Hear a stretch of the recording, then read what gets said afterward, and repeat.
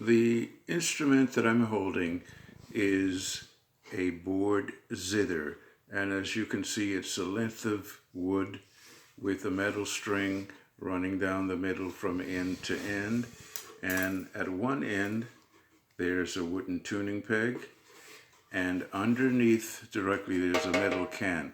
Now the can serves as a resonator.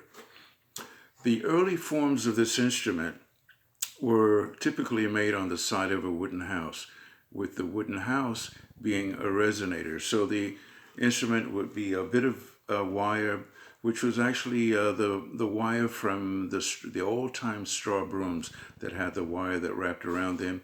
Well, that would be taken off these old brooms and nailed either vertically on a wall of the wooden house or horizontally, like so that the house became the resonator.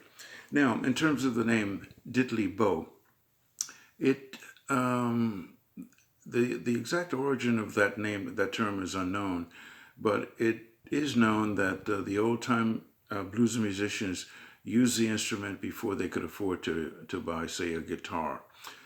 And one musician in particular, the late Bo Diddley, actually took his name from this instrument.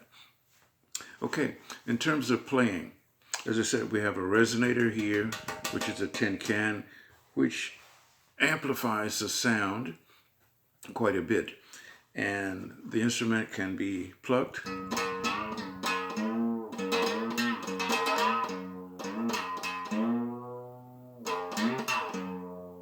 like so.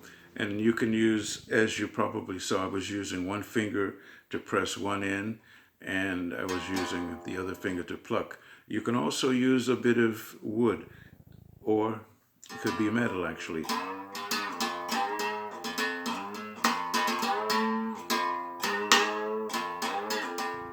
And that's it, diddley bow.